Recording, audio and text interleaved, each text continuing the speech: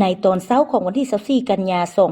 2025นี้กองบัญชาการปกส.แขวงไชยสมบูรณ์จัดพิธีประกาศเลื่อนชั้นให้นายและพลตำรวจที่ขึ้นกับกองบัญชาการปกส.แขวงไชยสมบูรณ์โดยการเป็นประธานของท่านพันเอกอุดัยอินทร์สุวรรณหัวหน้ากองบัญชาการปกส.แขวงไชยสมบูรณ์มีบรรดาห้องกองพันป้องกันเคลื่อนที่ค่ายคุมขังดัดสร้างปกส.5เมืองตลอดหอดนายและพลตำรวจที่ได้รับการเลื่อนชั้นเข้าร่วมในพิธี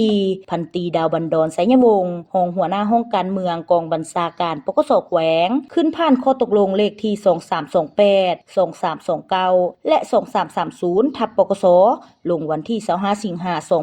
2025ว่าด้วยการเลื่อนชั้นให้นายตำรวจกองบัญชาการปกส.แขวงไชยสมบูรณ์ในนี้เลื่อนชั้นพันตรีขึ้นเป็นชั้นพันโท1สหายเลื่อนชั้นร้อยเอกขึ้นเป็นชั้นพันตรี12สหายหญิง1สหายเลื่อนชั้นร้อยโทขึ้นเป็นชั้นร้อยเอก7สหายข้อตกลงของกรมใหญ่การเมืองป้องกันความสงบฉบับเลขที่4518ทับกมปส.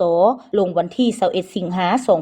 2025ว่าด้วยการเลื่อนชั้นให้นายตำรวจกองบัญชาการปกส.แขวงไชยสมบูรณ์ในนี้เลื่อนชั้นร้อยตรีขึ้นเป็นชั้นร้อยโท6สหายหญิง2สหายเลื่อนชั้นวาทีร้อยตรีขึ้นเป็นชั้นร้อยตรี9สหายและข้อตกลงของกองบัญชาการปกส.แขวงไชยสมบูรณ์ฉบับเลขที่3584ทับปกส.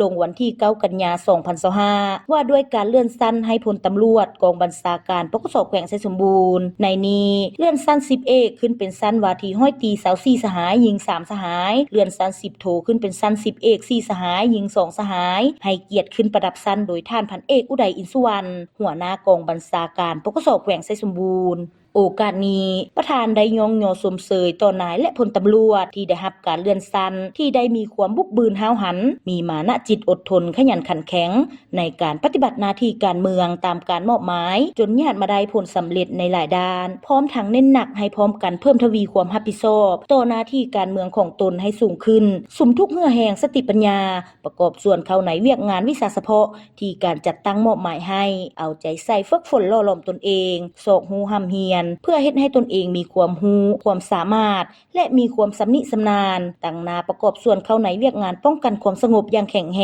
งเอาใจใส่ปฏิบัติหน้าที่ของตนด้วยความรับผิดชอบสูงสามารถเฮ็ดรอนหน้าที่และมีผลสำเร็จตามระดับคาดหมายเอาใจใส่พัฒนากรมกองของตนก็คือพัฒนากองบัญชาการปกส.แขวงไชยสมบูรณ์ให้เติบใหญ่เข้มแข็งอย่างบ่หยุดยั้ง